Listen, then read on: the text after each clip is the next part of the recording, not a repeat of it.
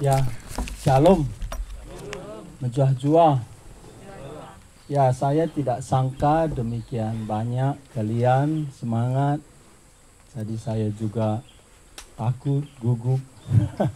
Kenapa? Karena kalian sangat-sangat mengharapkan Tuhan berbicara kepada kalian. Jadi kita ada di sini karena Tuhan mau, karena Tuhan pimpin, karena Tuhan sertai.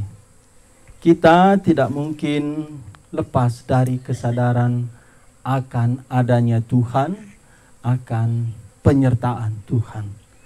Karena kalau kita mengabaikan Tuhan dalam hidup kita, kita tidak ada bedanya dengan makhluk yang bukan manusia. Hanya manusia yang diberi potensi untuk menyembah Tuhan, untuk berelasi dengan Tuhan. Karena manusia dicipta menurut gambar dan rupa Tuhan. Kita tidak menerima teori evolusi, karena kalau kita menerima itu, otomatis kita menerima kakek kita si monyet. Siapa mau? Ya. kan gitu ya kalau kita terima. Jadi manusia mencoba membuat teori supaya dirinya itu bisa menjadi Tuhan. Otomatis manusia itu membuang diri, menghinakan diri. Manusia dicipta Tuhan. Dan manusia dicipta sungguh-sungguh unik. Berbeda dari ciptaan yang lain. Tuhan Allah mencipta alam semesta dan isinya cukup 6 hari. Tidak lebih, tidak kurang. Itu secara aktual betul-betul 6 hari. Dan semua ciptaan Tuhan, Tuhan hanya berbicara jadilah, jadilah, jadilah. Dan cara Tuhan mencipta ini unik. Dan inilah cara Tuhan menyelamatkan kita. Dan inilah cara Tuhan untuk memasukkan kita ke dalam rencana Tuhan. Cara Tuhan mencipta dengan memanggil. Ya. Memanggil. Dia memanggil terang. Jadilah terang. Maka terang itu jadilah. Lalu dipisahkan terang itu dari gelap. Tuhan melihat terang itu baik. Dan dia menyebut siang. Lalu Tuhan berkata, jadilah cakrawala. Kalau tidak ada cakrawala, air di atas, air di bawah, tidak berpisah. Ini terjadi kekacauan. Jadi Tuhan mencipta alam semesta itu dengan memanggil, dia hadir, dengan memanggil, dia taat beraturan. Lalu Tuhan berkata, jadilah daratan. Makanya ada daratan, orang kala bisa tanam sawit. Tapi ada sungai, ada danau, ada laut. Ini karena Tuhan memanggil. Lalu Tuhan menciptakan pohon-pohon. Tuhan tahu pohon perlu matahari. Tuhan menciptakan matahari, bulan, bintang. Lalu di air Tuhan menciptakan ikan. Di udara Tuhan menciptakan burung. Lalu binatang-binatang melata berkaki 4. Binatang-binatang peliharaan. Lalu Tuhan sepertinya jeda sebentar. Alkitab berkata, Tuhan berkata, marilah kita. Ini pertama muncul kata kita. Alkitab berkata Allah kita, kita. Tidak ada agama-agama monoteisme, Judaism, Muslim mengakui Allahnya itu kita. Karena apa? Karena Allah kita bukan satu pribadi. Allah kita Tritunggal. Bapa, Anak, Roh Kudus. Ini membuat kita bisa mengenal Allah kita dan mengetahui relasi antara manusia.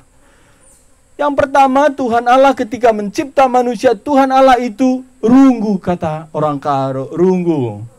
Adina, kalau Karo menikah itu kan ada anak beru, kalimbubu, apa lagi? Sembuh ya. Telu ya.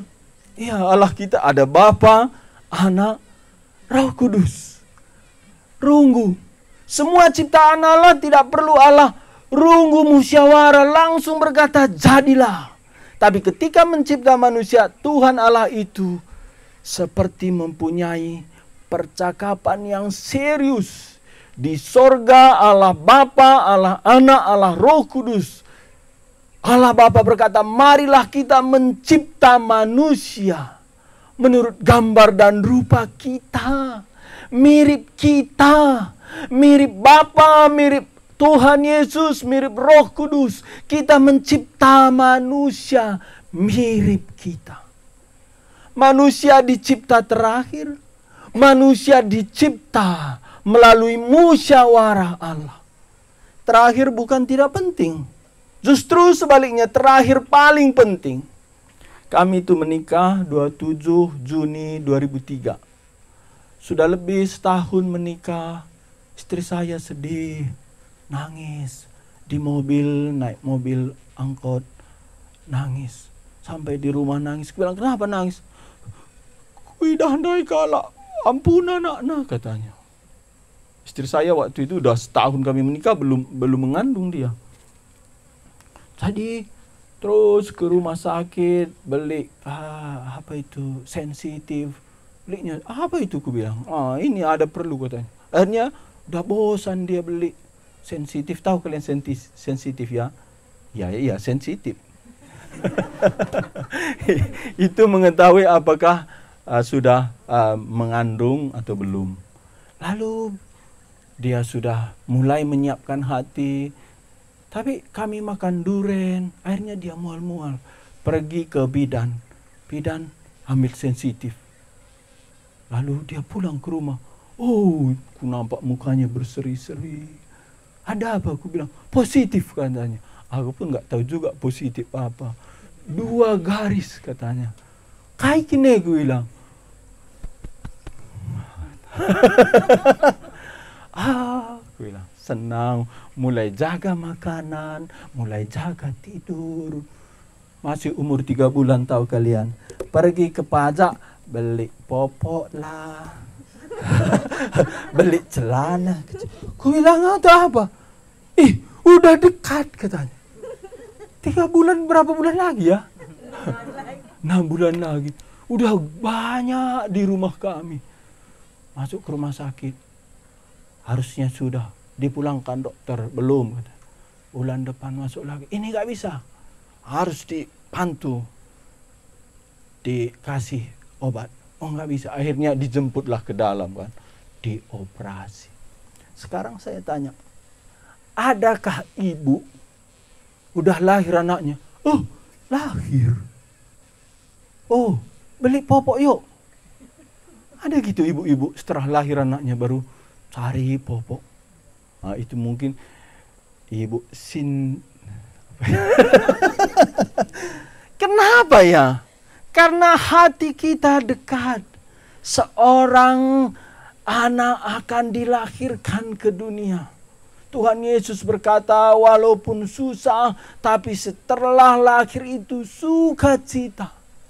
Bisa kalian bedakan babi kita melahirkan atau ayam kita bertelur dengan istri kita melahirkan? Yang punya istri ya. Kan bisa dibedakannya.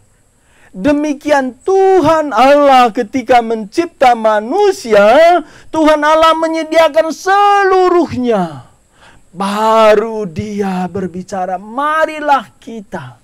Setelah itu Alkitab berkata, ketika Tuhan Allah mencipta manusia, Tuhan Allah itu turun. Sebelumnya Tuhan Allah hanya memanggil jadilah, jadilah. Tapi ketika mencipta manusia, Tuhan Allah turun. Mari kita buka Alkitab kita.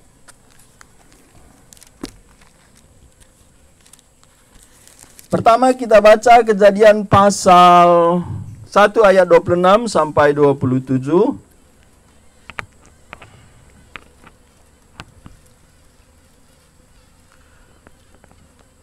Sama-sama satu suara. Ya, kalau pakai masker nggak apa-apa. Kejadian pasal 1 ayat 26 sampai 27, 1-2 ayat.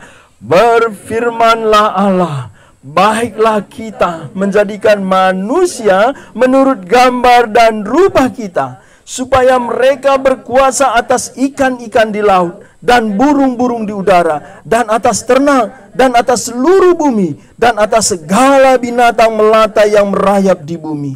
Maka Allah menciptakan manusia itu menurut gambarnya. Menurut gambar Allah diciptakannya dia, laki-laki dan perempuan diciptakannya mereka. Menurut gambar dan rupa Allah. Allah tadi berkata dirinya itu kita.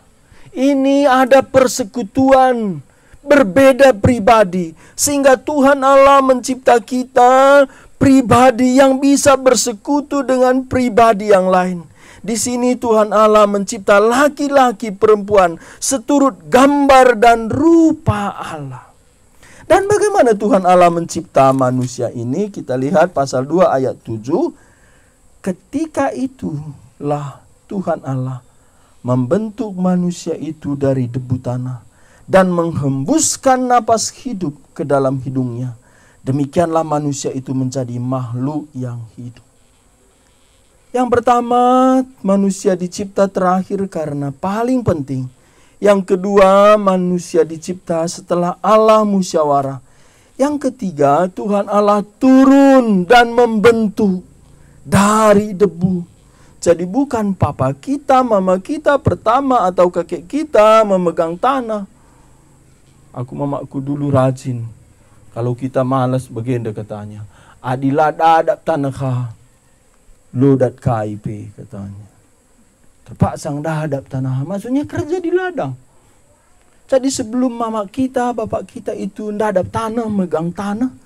Tuhan Allah pertama itu memegang tanah. Dia turun dari surga. Jadi bukan waktu inkarnasi di dalam Yesus Kristus pertama Allah turun. Dia sudah turun ketika mencipta Adam. Dia mencipta Adam dari debu tanah. Dan menghembuskan napas hidup. Jadi yang keempat, manusia ini unik karena terdiri dari dua unsur. Dari tanah itu materi, menghembuskan napas hidup itu rohani. Jadi kita manusia tidak bisa seperti burung, ayam, bebek, kambing, atau domba, atau lembu. Kita ada unsur rohani. Sehingga Tuhan Yesus ketika dicobai iblis, Matius 4 ayat 4, Tuhan Yesus berkata, manusia bukan hidup dari roti saja. Roti saja di situ bukan tidak perlu roti, bukan tidak perlu makanan. Tapi kita mungkin sering lupa, kita juga perlu makanan rohani. Karena unsur dari hidup kita, ada unsur materi dari bawah, ada unsur rohani dari atas dihembuskan Tuhan. Sehingga Pengkhotbah pasal 3, roh manusia itu naik ke atas. Artinya itu diberi Tuhan Allah, bersifat kekal. Kenapa ya orang sudah kaya, sudah punya pekerjaan, cantik, ganteng, bunuh diri? Kalian mungkin senang film Korea, tapi saya enggak. Karena terlalu putih gitu. Tapi sebelum bertobat saya itu senang nonton film-film Hollywood. Jadi kalau aktor dari Hollywood hari ini pun masih ingat. Tapi setelah bertobat heran ya, saya coba nggak bisa, rugi gitu. Depan TV nonton film Hollywood 5 menit, 15 menit udah rugi rasanya. Tapi pernah saya melayani ke sekolah, kalian sukanya film apa gitu? Dia bilang Korea. Tahu tidak? Korea kadang urutan kedua, ketiga, aktornya itu, aktrisnya itu bunuh diri. Kenapa ya? Kita senang, kagum, kita pengen seperti dia. Dia pakai produk apa kita pengen beli gitu. Padahal dia besok bunuh diri. Mau ikut dia lagi. Tapi kenapa ya? Udah terkenal, kaya, bunuh diri. Karena mereka menolak unsur yang dari Allah. Unsur, gambar dan rupa Allah. Jadi kita ini dua unsur. Ada unsur materi, ada unsur rohani. Kita tidak bisa hidup hanya untuk dunia ini.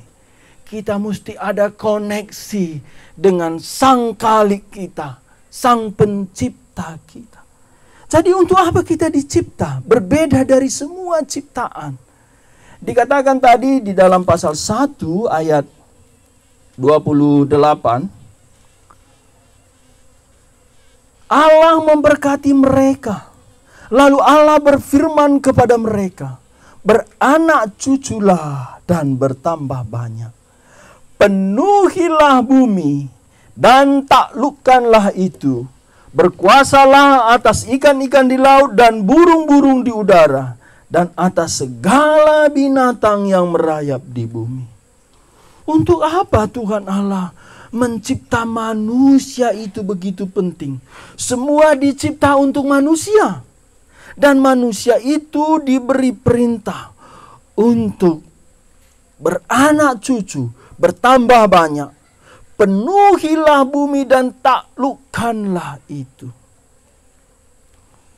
Di sini kita tidak langsung melihat apa maksud Tuhan, tujuan Tuhan mencipta manusia. Tapi coba kita lihat Yesaya 43. Kenapa kita dicipta unik? Berbeda dari semua ciptaan. Inilah panggilan tunggal kita, utama kita. Yesaya 43 ayat 7. Kalau sudah ketemu, boleh satu orang baca. Semua orang yang disebutkan dengan namaku, yang kuciptakan untuk kemuliaanku, yang kubentuk dan yang juga kujadikan. Sama-sama Yesaya 43 ayat 7, 1, 2 ya. Semua orang yang disebut dengan namaku, yang kuciptakan untuk kemuliaanku, yang kubentuk dan juga kujadikan. Semua orang yang disebutkan dengan namaku. Ku di sini Tuhan Allah. Ku di sini kudus mulia.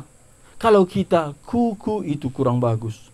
Tapi ketika Tuhan berkata demi namaku, itu ada kemuliaan Tuhan, ada otoritas Tuhan, ada kuasa Tuhan, ada damai sejahtera kalau kita mendengar ku kata Tuhan. Semua orang yang disebut dengan namaku, yang kuciptakan untuk kemuliaanku, ya. Lalu yang kubentuk dan yang juga kujadikan. Untuk kemuliaan Tuhan. Jadi Tuhan berkata, beranak cuculah, penuhilah bumi. Supaya bumi ini penuh kemuliaan Tuhan. Dengan apa? Dengan manusia yang Tuhan cipta. Pertanyaannya, bagaimanakah kita memuliakan Tuhan? Apakah jikalau manusia bertambah banyak, kemuliaan Tuhan hari ini bertambah mulia? Pak tanya tidak. Kenapa? Karena manusia sudah berdosa. Jadi keberdosaan manusia inilah yang dikatakan Paulus dalam Roma 3 ayat 23. Semua manusia telah berbuat dosa dan telah kehilangan kemuliaan Allah. Inilah masalah kita. Kita dicipta terakhir unik, serupa dan segambar dengan Tuhan. Supaya bumi ini penuh dengan gambar-gambar rupa-rupa Tuhan di tiap-tiap pribadi manusia. Manusia itu menyatakan Tuhan hadir, Tuhan ada, Tuhan mulia. Manusia dicipta Tuhan. Tujuan satu-satunya utamanya yang ultimate itu untuk memuliakan Tuhan.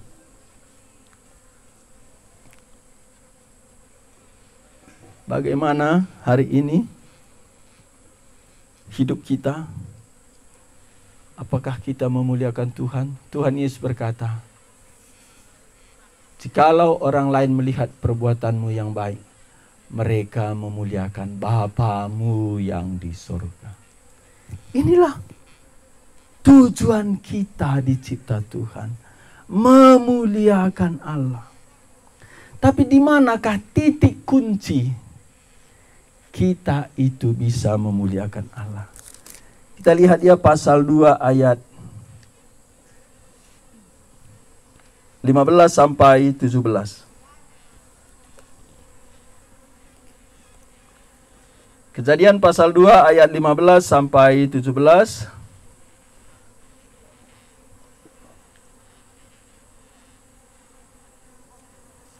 Sama-sama 1, 2 ya. Tuhan Allah mengambil manusia itu dan menempatkannya dalam Taman Eden untuk mengusahakan dan memelihara taman itu. Lalu Tuhan Allah memberi perintah ini kepada manusia. Semua pohon dalam taman ini boleh kau makan buahnya dengan bebas. Tetapi pohon pengetahuan tentang yang baik dan yang jahat itu, janganlah kau makan buahnya. Sebab pada hari engkau memakannya, pastilah engkau mati. Ya. Bagaimanakah manusia yang dicipta Tuhan segambar dan serupa dengan Tuhan Allah itu memuliakan Tuhan Allah? Di sini 3 ayat, tapi 2 isinya di sini ada perintah, ada larangan. Perintah dan larangan inilah ujian kita memuliakan Tuhan. Tuhan Allah mengambil manusia itu dan menempatkannya dalam taman untuk mengusahakan dan memelihara taman itu. Mengusahakan ini memberikan hasil taman itu. Memelihara, menjaga supaya taman itu jangan rusak. Lalu Tuhan memberi perintah kepada manusia itu. Semua pohon dalam taman ini boleh kau makan buahnya dengan bebas. Bebas. Tidak perlu bayar. Tetapi pohon pengetahuan tentang yang baik dan yang jahat itu janganlah kau makan buahnya. Sebab pada hari engkau memakannya, pastilah engkau mati. Ada perintah, ada larangan.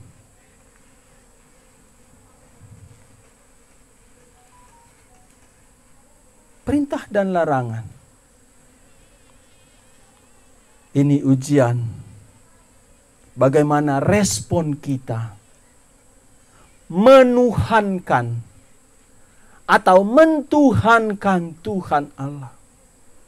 Jadi jikalau manusia itu mentuhankan Tuhan Allah, disitulah manusia itu memuliakan Tuhan Allah. Tapi bagaimana? Mesti ada ujian. Ya, ada sering pertanyaannya, mengapa Tuhan Allah membuat pohon pengetahuan baik dan jahat? Mengapa Tuhan Allah izinkan ular masuk? Salah satu jemaat di Kutamblin, rupanya dia mikir itu. Nggak pernah dia tanya. Jadi perlu juga bertanya ya. Akhirnya setelah saya kebaktian, dia datang. Aku sudah dapat pergumulan hidupku, sudah dapat jawabnya. Kata, kaikin pergumulan doi, aku bilang. Engkau telah maka beri Tuhan pohon pengetahuan baik dan jahat dan handai teku sang ini. Aku dak jawab. Rupanya ini cocok juga pergumulannya. Kalian apa pergumulan kalian? Adanya pergumulan kalian mengerti firman Tuhan. Entah pergumulannya kapan aku merit ya gitu. Bisa juga. Bisa ya. Tapi jemaat itu, aku tanya, dari mana kamu dapat jawabnya? Dari khotbah. Apa? Kai jawabnya niku. Jagunkin kamu setuhan, kata pengkhotbah itu katanya. Jadi kutanya dalam hatiku katanya, kenapa Tuhan buat pohon baik dan jahat? Kenapa Tuhan mengizinkan ular masuk?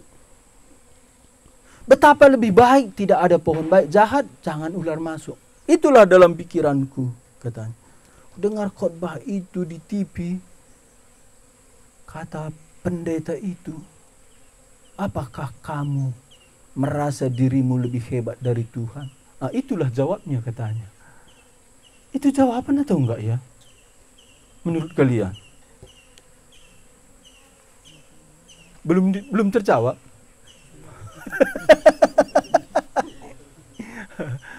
Iya, itu harus. Karena manusia ini harus diuji apakah kita mentuhankan Tuhan Allah atau tidak. Dalam bagian-bagian hidup kalian, apakah kalian betul-betul mentuhankan Tuhan Allah? Apa artinya Tuhan Allah? Tuhan itu berdaulat, berkuasa. Tuhan itu melampaui raja. Kalau raja berotoritas atas kita, tapi Tuhan melampaui itu.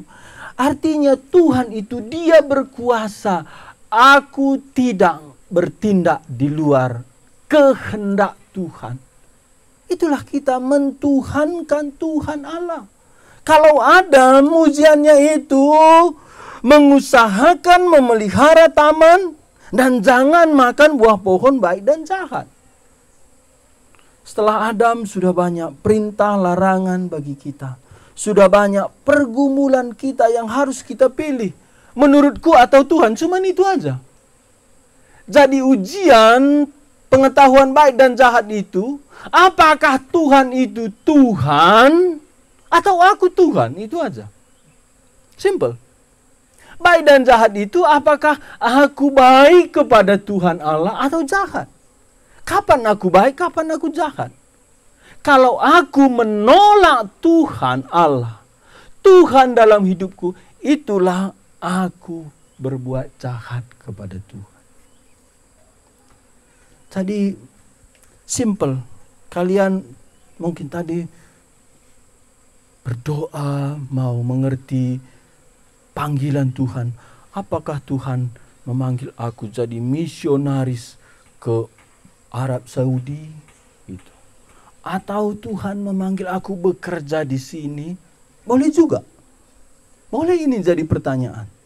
Tapi yang paling inti, apakah ini kehendak Tuhan? Atau ini kehendakku? Setiap kita ada ujian. Jadi hari ini jikalau ada yang mau menikah, ujiannya cuma itu. Apakah Tuhan menghendaki aku menikah? Karena Tuhan Yesus juga berkata ada sebagian tidak. Diberi karunia, diberi pekerjaan Tuhan. Dan ada orang lain yang membuat dia tidak menikah. Tapi dalam kita bergumul, Tuhan mau aku menikah. Dengan siapa? Apakah setelah Tuhan berkata, penuhilah bumi, beranak cucu, Tuhan tidak menopang, tidak campur tangan? Tidak mungkin. Karena Tuhan yang memberi, Tuhan akan menyertai sampai kesudahannya. Demikian surat Filipi. Jadi kita melihat bagaimana respon Adam dan Hawa. Saya berhenti jam berapa ini? Sesi pertama.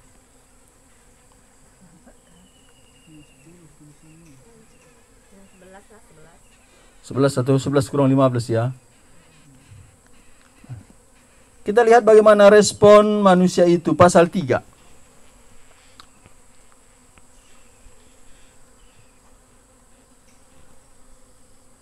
Ayat 1. Adapun ular ialah yang paling cerdik dari segala binatang di darat yang dijadikan Tuhan Allah.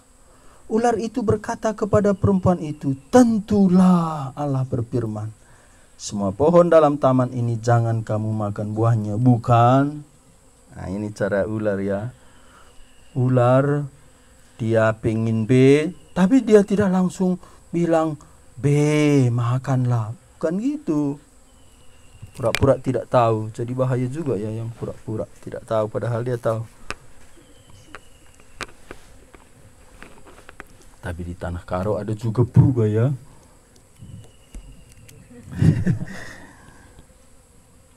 Lalu sahut perempuan itu kepada ular itu, buah pohon-pohonan dalam taman ini boleh kami makan. Ayat 3, tetapi tentang buah pohon yang ada di tengah taman, Allah berfirman, jangan kamu makan, ataupun raba. Ini tambahannya. Makanya perempuan itu kalau ngomong satu di sini, di sana bisa satu seperempat gitu ceritanya. Jadi perlu ada rem sedikit. Tuhan tidak berkata jangan raba. Tuhan tadi berkata jangan makan. Kalau makan mati. Tapi Hawa di sini langsung tambah sedikit pasal 3 ayat 3. Tetapi tentang buah pohon yang ada di tengah taman, Allah berfirman, jangan kamu makan ataupun raba buah itu. Ditambahkan sedikit. Tapi kalau pesawat itu mau ke Jakarta, tambah 1 derajat ke kiri, kemana nanti itu ya? Iya, jadi tambah kurang nggak perlu, di rumah makan baru tambah bagus ya. Kalau firman Tuhan nggak perlu. Jadi Hawa sepertinya mau melindungi diri atau tidak setuju kepada Tuhan. Dan ada satu penulis buku namanya Anthony Hoekema, dia berkata di sini ada satu gambaran Hawa itu tidak suka dengan perintah dan larangan. Anak-anak SMP, SMA, kalian suka dilarang, diberi perintah? Suka atau tidak? Jangan keluar malam ya. Lalu ketemu sama kawannya, kamu di mana tadi malam? Mama aku nggak kasihnya aku keluar. Nggak kasihnya keluar pintu pun. Padahal maksud mamanya itu jangan melalak gitu. Siang pun enggak. Iya. Padahal tadi malam-malam. Iya. Demikianlah Hawa. Tapi kalian enggaknya perempuan di sini udah bertobat kan?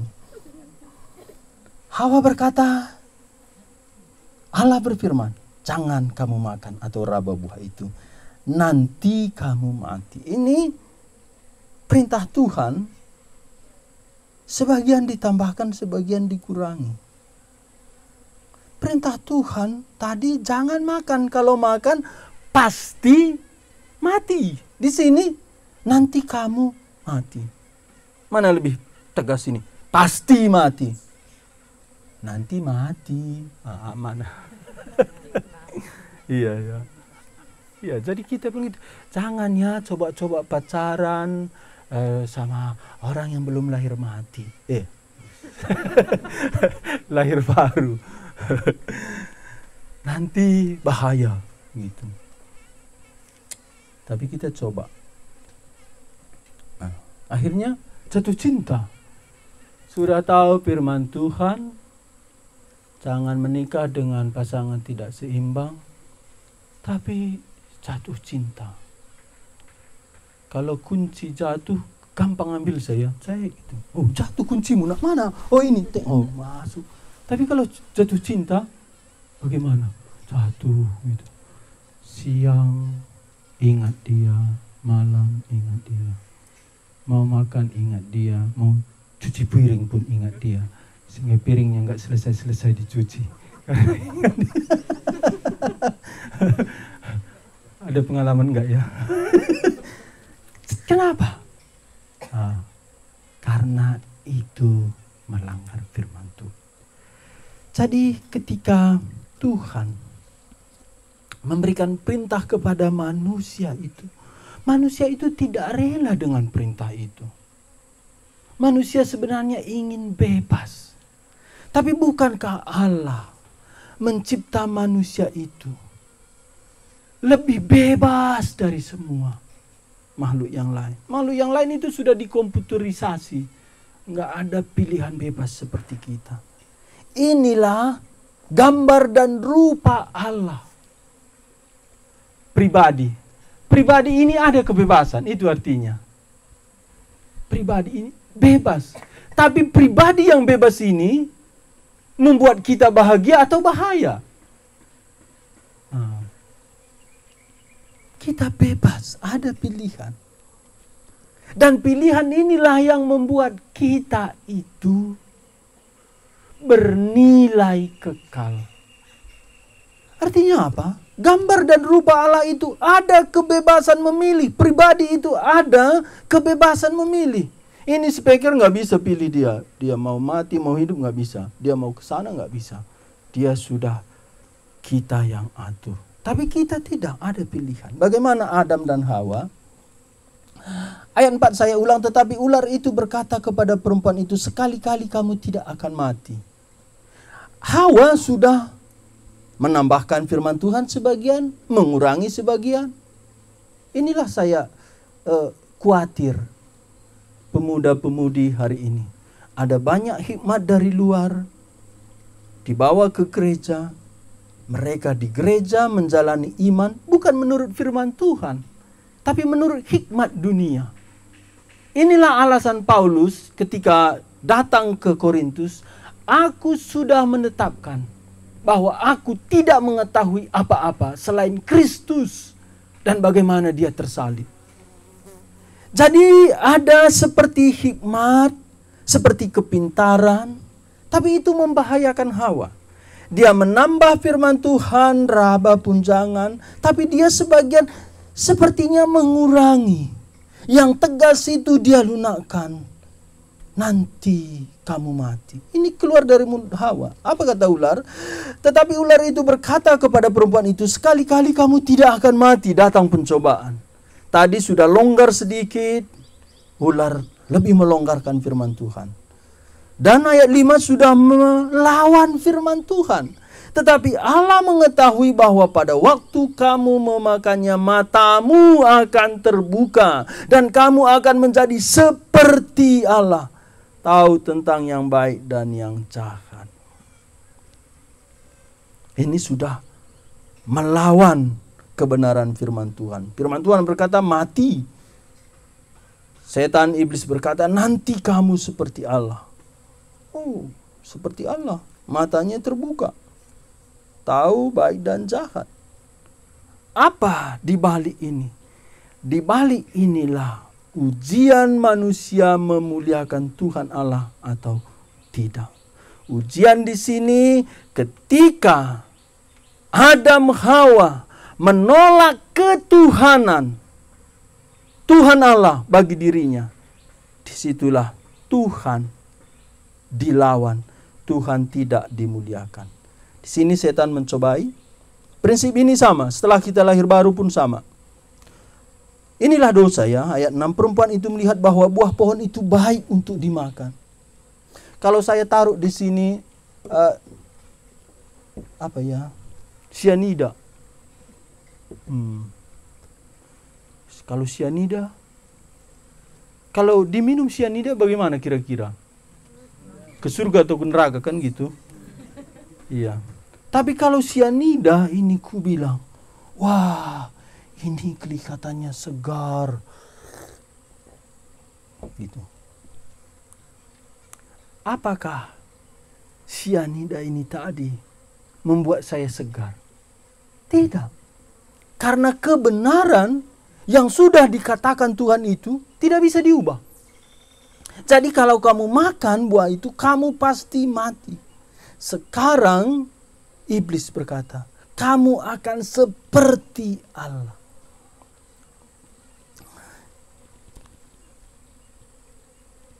Tapi Hawa setuju dengan iblis ya, dengan ular. Ayat 6. Perempuan itu melihat bahwa buah pohon itu baik untuk dimakan. Sedap kelihatannya. Lagi pula pohon itu menarik hati. Baik untuk dimakan, sedap kelihatannya, menarik hati. Karena memberi pengertian, dia lebih pintar. Matanya lebih bulat, lebih gede.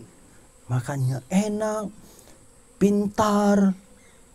Apapun bisa dia mengerti. Pohon itu menarik hati karena memberi pengertian. Lalu ia mengambil dari buahnya itu, dimakannya dan diberikannya juga kepada suaminya yang bersama-sama dengan dia. Suaminya bagaimana? Dia pun memakannya karena dia juga suka. Tapi malu gitu ya, lebih berani Hawa. Ayat 7, maka terbukalah mata mereka. Terbuka apa? terbuka melihat sudah berdosa. Orang kalau berdosa itu sebelum berdosa sedap kelihatannya, menarik. Tapi setelah sadar, cilaka, nggak bisa lagi balik. Itu saya pernah ikut KKR, itu seorang perempuan tiba-tiba menjerit waktu Pak Stephen Tong menjelaskan ini. Pak Stephen Tong waktu itu berkata, ini seperti perempuan kehilangan keperawanannya. Sadar, tidak bisa balik. Demikianlah dosa. Dosa itu hanya satu arah, tidak ada arah balik. Dia sadar, terbuka mata mereka. Sadar sudah melawan Tuhan. Sadar sudah berdosa kepada Tuhan. Sadar sudah hina diri. Maka terbukalah mata mereka berdua, maka mereka tahu bahwa mereka telanjang.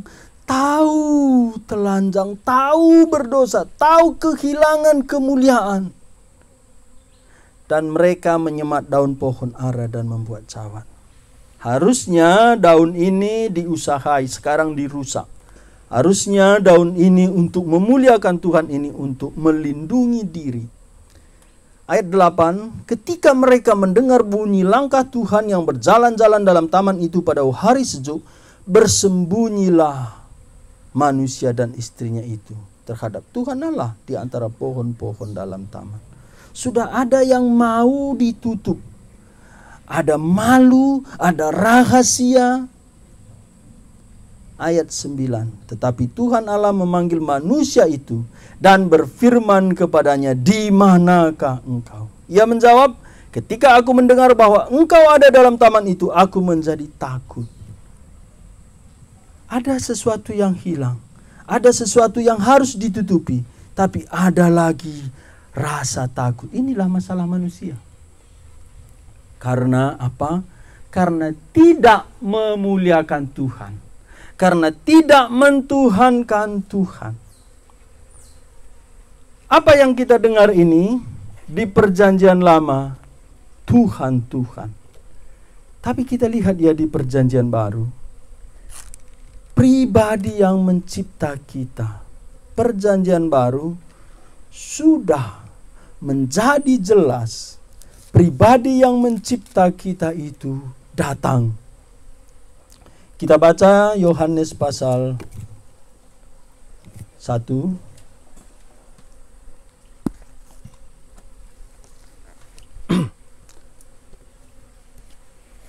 Yohanes pasal 1 kita tahu ini tentang pribadi Yesus Kristus. Saya baca ayat 1 sampai 3. Yohanes pasal 1. Pada mulanya adalah firman. Firman itu bersama-sama dengan Allah. Dan firman itu adalah Allah. Firman di sini ayat 14 nanti dijelaskan bahwa dia anak Allah yang tunggal, Yesus Kristus. Ayat 2, ia pada mulanya bersama-sama dengan Allah. Segala sesuatu dijadikan oleh dia. Dan tanpa dia tidak ada sesuatu pun yang telah jadi dari segala yang telah dijadikan. Jadi Tuhan Allah yang mencipta kita segambar dan serupa dengan dia, ikut pribadi Yesus Kristus. Kita dicipta seturut gambar dan rupa Allah. Kalau sekarang ada fotokopi, kalian print tadi itu atau kopi? Print, ya. Kalau kita itu fotokopinya, Allah itu aslinya. Jadi waktu Tuhan Yesus datang ke dunia, inkarnasi jadi manusia, itu yang aslinya datang. Yang fotokopi ini sudah rusak, aslinya datang. Tapi ketika dia datang, manusia tidak kenal dia. Manusia tidak kenal dialah pencipta manusia itu sendiri. Demikian dikatakan ayat 10. Ia telah ada di dalam dunia. Dan dunia dijadikan olehnya. Tapi dunia tidak mengenalnya. Tuhan Allah yang turun berjalan membentuk dari debu dan menghembuskan napas kehidupan, itu pribadi Yesus Kristus yang sekarang datang. Kenapa dia perlu datang?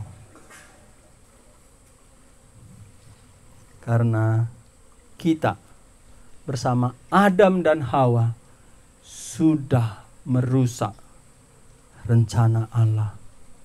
Apa tadi tujuan Allah mencipta kita?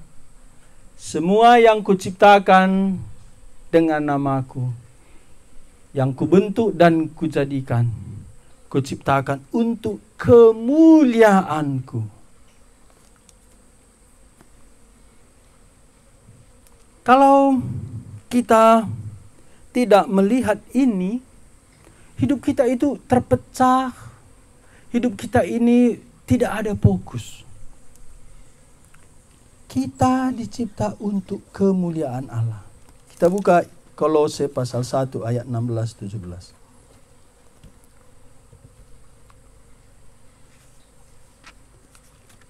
Satu orang kalau sudah ketemu Kolose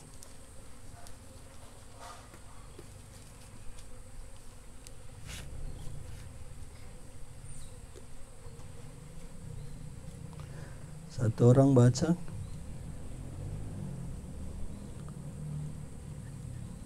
Karena di dalam Dialah telah diciptakan segala sesuatu yang ada di sorga dan yang ada di bumi, yang kelihatan, yang tidak kelihatan, baik singgasana maupun kerajaan, baik pemerintah maupun penguasa, segala sesuatu diciptakan oleh Dia dan untuk Dia. Ya, di sini segala sesuatu diciptakan oleh Dia. Dia di sini Kristus, untuk Dia. Inilah panggilan kita. Seperti Tuhan memanggil, jadilah terang. Terang itu taat jadi. Itulah dia memuliakan Tuhan. Ketika dia berkata, jadilah ikan di laut. Ikan itu hadir di laut. Disitulah dia memuliakan Tuhan. Taat. Tapi manusia ada kebebasan. Taat atau tidak. Tumbuhan, binatang, semua tidak ada pilihan, langsung hadir. Kita punya pilihan. Jadi aku kenapa di sini? Aku kenapa dicipta? Untuk kemuliaan. Dan kemuliaan itu kemuliaan Allah. Dan Allah yang dimuliakan itu di dalam pribadi Yesus Kristus. Tuhan Allah berfirman, beranak cucu penuhilah. Jadi menikah itu panggilannya, panggilan. Karena melalui pernikahan Tuhan dimuliakan. Waktu Zoom ya, ada sebagian, aku belum mendesak menikah, aku gak ikutlah retreat katanya. Gak melulu tentang menikah kan. Tapi gak bisa juga tidak, karena pertama, perintah Tuhan itu sebelum menjaga dan mengusahakan taman, perintahnya itu apa? Beranak cuculah dan bertambah banyaklah.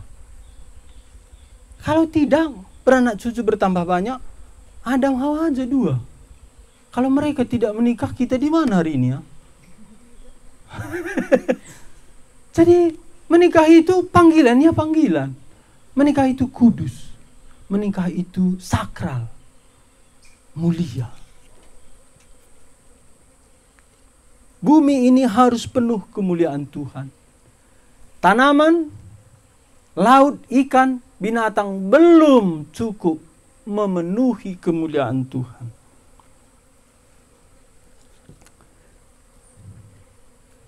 Kalau seminar misi, ayat yang paling terkenal itu Habakuk 2 ayat 14. Kita baca ya.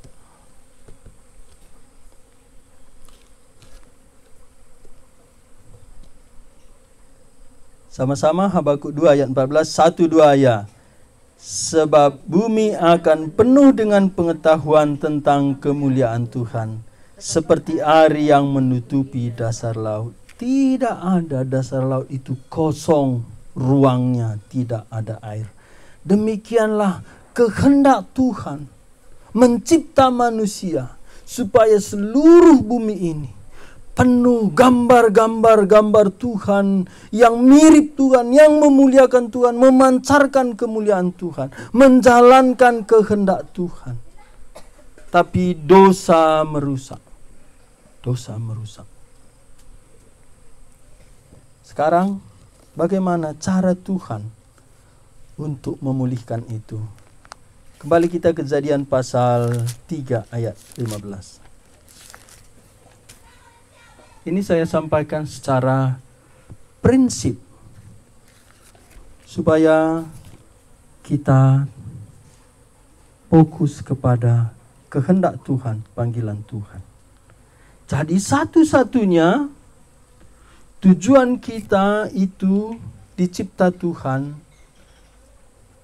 untuk memuliakan Tuhan. Jadi pekerjaan kita, profesi kita itu sarana. Sarana kita memuliakan Tuhan. Pasal 3 ayat 15 Kejadian. Demikian firman Tuhan. Aku akan mengadakan permusuhan antara engkau dan perempuan ini.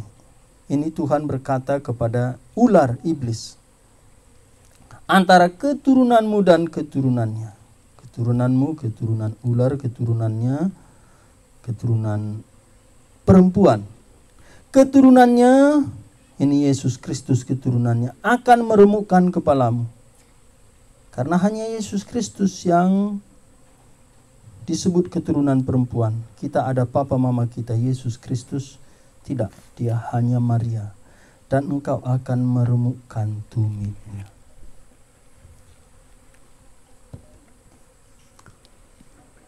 Keberdosaan Adam dan Hawa tiba kepada kita. Kita juga berdosa. Dan kita sudah menjadi pengikut iblis.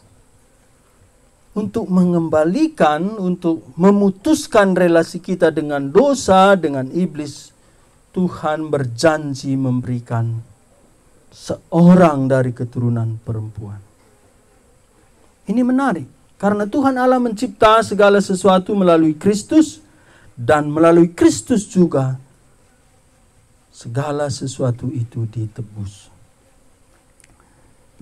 Kita akan selesai dulu sesi pertama. Kita baca terakhir Filipi. Filipi pasal 2.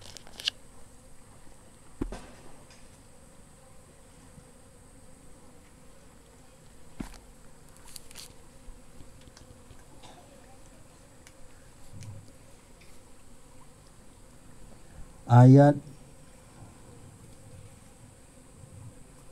8 sampai 11. Sama-sama kita baca 1, 2 ya. Dan dalam keadaannya sebagai manusia, ia telah merendahkan dirinya dan taat sampai mati, bahkan sampai mati di kayu salib. Itulah sebabnya Allah sangat meninggikan dia dan mengaruniakan kepadanya nama di atas segala nama, supaya dalam nama Yesus Kristus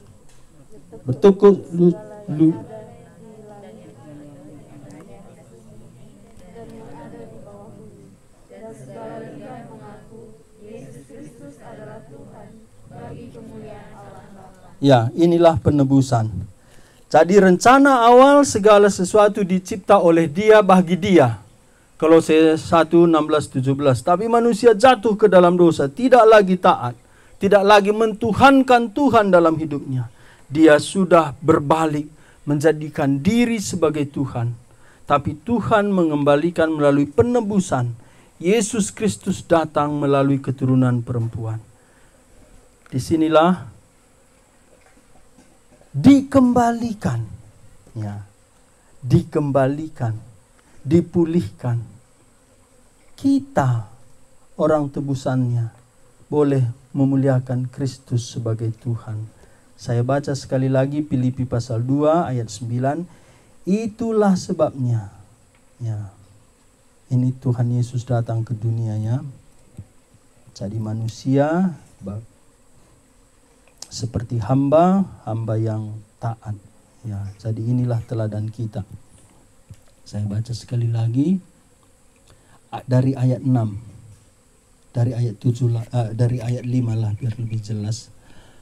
Hendaklah kamu dalam hidupmu bersama menaruh pikiran dan perasaan yang terdapat juga dalam Kristus Yesus, yang walaupun dalam rupa Allah tidak menganggap kesetaraan dengan Allah itu sebagai milik yang harus dipertahankan, melainkan telah mengosongkan dirinya sendiri dan mengambil rupa seorang hamba dan menjadi sama dengan manusia. Dan dalam keadaan sebagai manusia, ia telah merendahkan dirinya dan taat sampai mati, bahkan sampai mati di kayu salib. Itulah sebabnya Allah sangat meninggikan dia dan mengaruniakan kepadanya nama di atas segala nama, supaya dalam nama Yesus bertekuk lutut segala yang ada di langit dan yang ada di bumi dan yang ada di bawah bumi, dan segala lidah mengaku Yesus Kristus adalah Tuhan, bagi kemuliaan Allah Bapa. Kita memuliakan Kristus dan Kristus memuliakan Allah Bapa. Inilah tujuan kita dicipta, dan ketika kita berdosa, inilah tujuan Tuhan Allah di dalam Kristus menebus kita supaya kita kembali memuliakan Allah. Sesi pertama kita boleh mengenal tujuan kita dicipta Tuhan Allah, berbeda dari semua ciptaan, karena tujuan kita satu, memuliakan Allah di dalam Yesus Kristus. Saya serahkan kepada MC. Terima kasih.